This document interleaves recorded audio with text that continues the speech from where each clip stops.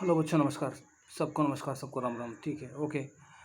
இப்போது இன்றைக்கிலேருந்து நம்ம பிரவேசிக்கா பார்க்க போகிறோம். ஓகே, எக்ஸாம்ஸ் எல்லாம் ரொம்ப ஈஸியாக இருந்தது. நிறைய பேர் கேட்டுட்ருக்காங்க, இப்பயும் வந்து ஆன்லைன் நடக்குமா சார் அப்படின்ட்டு. இன்னும் 6 மந்த் இருக்குது எக்ஸாமுக்கு. இப்போ ஃபுல் போர்ஷன் தான் படிக்கணும். அந்த 50 போர்ஷன்ஸ்லாம் கிடையாது. ஜோ மஜா लेना था ले लिया, जो ऐश करना था कर लिया. எவ்வளோ ஃப்ரீயாக எக்ஸாம் இருக்கணுமோ அது மாதிரி இருந்துச்சு. ஸோ இனிமேல் அந்த மாதிரிலாம் இருக்காது. நீங்கள் ஃபுல் போர்ஷன் படித்தாகணும். ஓகே, இப்போ பிரவேசிகாலேருந்து நான் லெசன் ஸ்டார்ட் பண்ணிடுறேன். ஃபஸ்ட்டு நம்ம பிரவேசிகாவில் அந்த 3 பேப்பர் இருக்கு இல்லையா, அந்த 3 பேப்பர் பார்ப்போம் என்னென்னு. நவீன் பத்ய சானிகா, அதாவது பொயம். நவீன் கத்திய சானிகா, ப்ரோஸ். இது வந்து ஒரு ஃபஸ்ட் பேப்பரில் வரும். செகண்ட் பேப்பரில் வந்து சத்யகாஸ்வர்ன்றது வந்து ஒரு அதாவது செகண்ட் பேப்பரில் வர ஒரு புக்கு. அது என்னென்னா காந்திஜியோட வாழ்க்கை வரலாறு. அதுக்கடுத்து சத்தியமேவ ஜெயத்தேன்னா தெரியும் உங்களுக்கு, வாய்மையே வெல்லும். அதாவது நம்ம ராஜா ஹரிச்சந்திரோட நாடகம். அதுக்கப்புறம் ஹிந்தி வியாக்கரன் பிரவேசிகா அப்படின்றதும் ஒரு புக்கு. இந்த 3 புக்கும் சேர்ந்தது தான் தூஸ்ரா பத்திர, அதாவது செகண்ட் பேப்பர். தேர்ட் பேப்பரில் பார்த்திங்கன்னா 2 பாட்டு, பாக் 1 பாக் 2 அப்படின்னு சொல்லிட்டு 2 பாட்டு இருக்குது. அது ஒன்று பார்த்திங்கன்னா வந்து ஹிந்தி ரத்னாகர், அது ஹிந்தியில் இருக்கும். அதுக்கடுத்தது அந்த பிரதேசிக்கு பாஷா, அதாவது ரீஜனல் லாங்குவேஜில் ஒரு புக் இருக்கும், அதாவது தமிழில். அது வந்து தமிழ் பொழில்னு பத்ய சங்கிரக், அதாவது பொயம் பாடல் ஒன்று. தமிழ் பொழில் கத்திய சங்கிரக், அதாவது ப்ரோஸ். ஸோ இதுதான் நமக்கு வந்து அந்த 3 பேப்பர், பிரவேசிகாலில் இருக்கிற 3 பேப்பர் வந்து first paper, second paper, third paper உங்களுக்கு நான் சொல்லிட்டேன். ஸோ இதில் இருந்தால் நம்ம ஃபஸ்ட்டு பார்க்க போகிறோம். ஆமாம், உட்கார் வாங்க. அதாவது இப்போது நான் சொன்ன மாதிரி பிரவேசிகாவில் அந்த 3 பேப்பரில் ஃபஸ்ட்டு பேப்பர் சொன்னேன் இல்லையா, அதாவது விஷய சூச்சி நவீன் பத்ய சாயனிகா பேப்பர் 1ல் வந்து பொயட்ரியில் வந்து ஃபஸ்ட்டு பொயட்ரி வந்து மனுஷத்தா, அதனோட சாராம்ஸ். அதாவது எப்படி அந்த சாராம்சத்தில் சம்மரி எழுதணும்னு சொல்லிட்டு மனுஷத்தானா யாருன்னு மைதிலி சரண் குப்த் எழுதின ஒரு கவிதை அது. ஸோ அதனோட சாராம்சம் தான் இப்போ நான் இந்த லெசனில் நம்ம இந்த வீடியோவில் பார்க்க போகிறோம். ஓகே, சுபா கேட்டுக்குமா? ஓகேவா? சரி, அதாவது மனுஷத்தாவோட சாராம்சம்.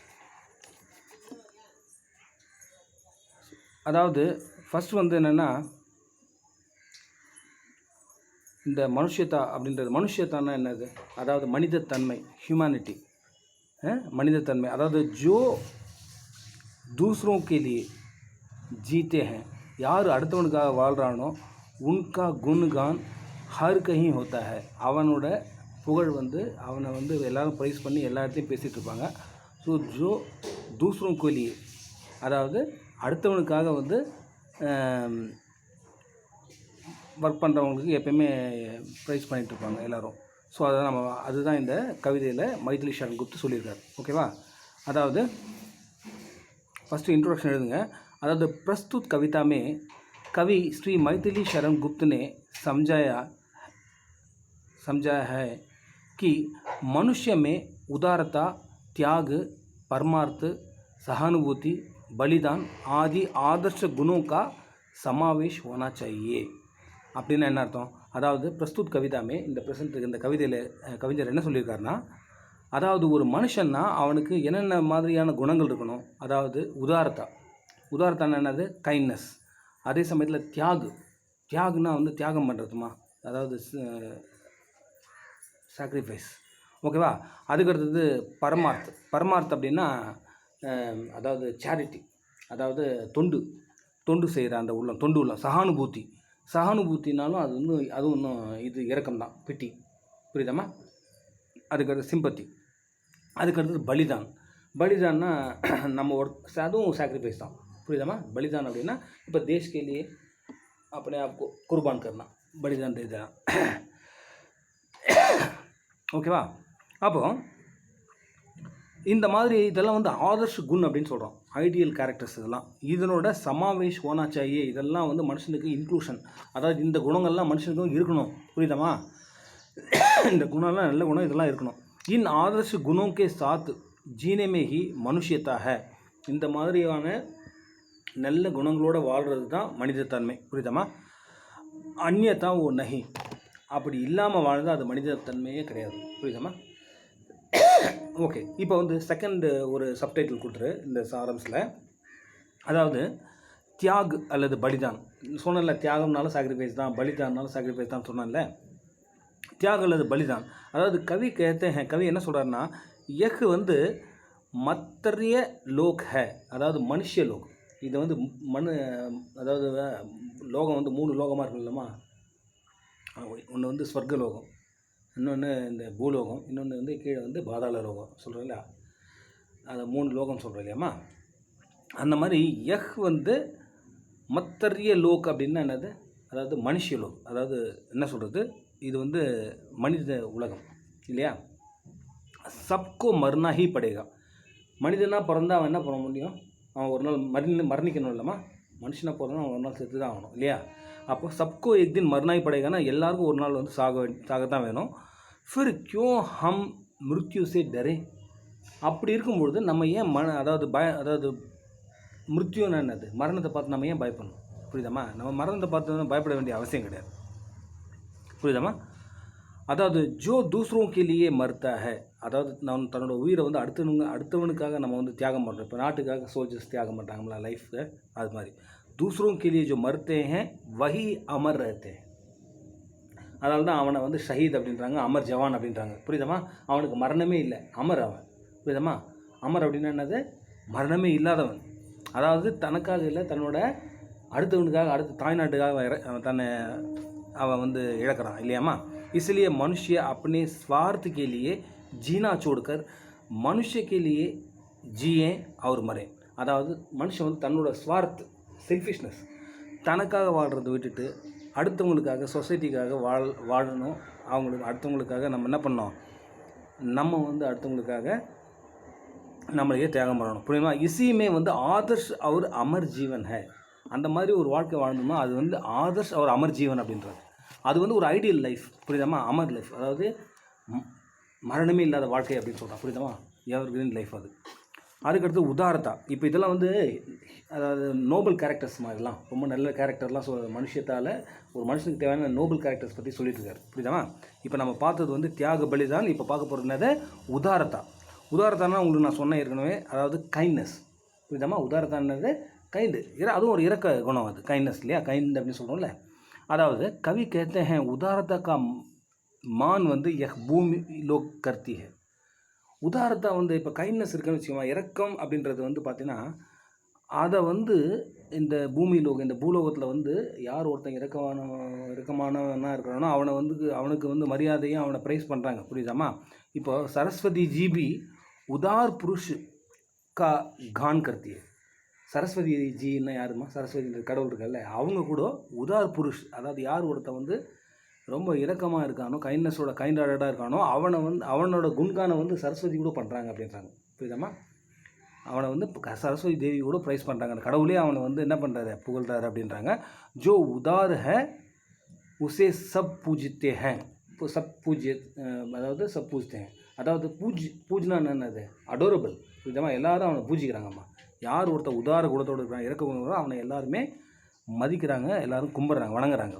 அவர் உஸ்கா குன்கான் கர்த்தே ஹே, அவரை வந்து புகழ்ந்து பேசுகிறாங்க. குன்கான் கர்னான்னு என்ன அர்த்தம், அவரை பாராட்டி எக்ஸாக்ட் நல்லா புகழ்ந்து அதிகமாக புகழ்கிறாங்க. इसलिए हर मनुष्य को चाहिए कि वह उदारता और आत्मीय भाव दुनिया भर में जो है फैलाकर दूसरों के लिए जिए और मरे. அதனால் ஒவ்வொரு மனுஷனுக்கும் இது ரொம்ப எசென்ஷியல்மா, இது ரொம்ப அவசியம். அதாவது கைண்ட் ஹார்ட்டடாக இருக்கணும். கைண்ட் ஹார்ட்டடாக இருந்து துனியா பர்மே ஃபைலாக்கர், அதாவது அன்பை வந்து ஸ்ப்ரெட் பண்ணணும் உலகம் முழுக்க. அவர் தூசரோं के लिए जिए और मरे, அடுத்தவனுக்காக உயிர் வாழணும், அடுத்தவனுக்காக சாகணும் அப்படின்னு சொல்கிறாரு. அதுக்கடுத்து ஒரு நோபல் கேரக்டர் என்னென்னா, அதாவது ஸ்வார்த்த தியாகு. ஸ்வார்த்த தியாகுன்னு என்னது, ஸ்வார்த்தனா செல்ஃபிஷாக இருக்கிறதுமா, அதை வந்து நம்ம தியாகம் பண்ணணும். புரியுதாம்மா? அதாவது நம்ம வந்து நோ செல்ஃபிஷ்னஸ் அப்படின்றார். செல்ஃபிஷ்னஸ் கூடாது. புரியுதாம்மா? கவி कहते हैं, இப்போது யாரெல்லாம் வந்து செல்ஃபிஷ்னஸ் இல்லாத மிகச்சிறந்த மனிதர்கள் வந்து இப்போ எக்ஸாம்பிளாக கொடுக்க போகிறேன் நான். புரியுதாம்மா?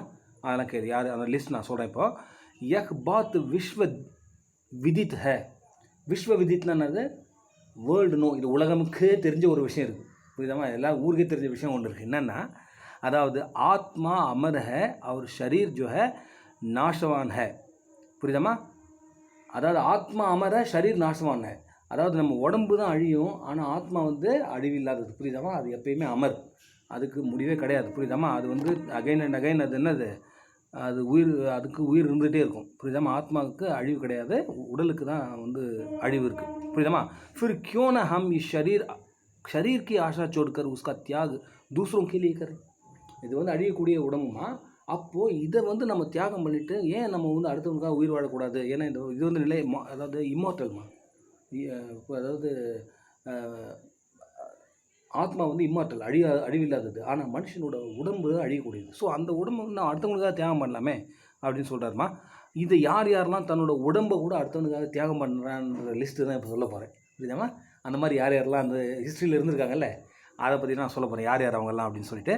அதாவது दूसरों के लिए अपना शरीर त्याग मनुष्य की, அதாவது தியாகக்கர் மனுஷக்கி ரக்ஷாக்கி. அந்த மாதிரி அடுத்தவனுக்காக தன்னோட உயிரை விட்டு இந்த மனுஷனை வந்து ரக்ஷா, அதாவது ப்ரொடெக்ட் பண்ணதில் யார் அப்படின்னா, ஃபஸ்ட்டு வந்து ததீச்சிமா. ததீச்சி அப்படின்னு ஒருத்தர் யாருன்னா, அவர் மகரிஷி, ஒரு முனிவர்மா.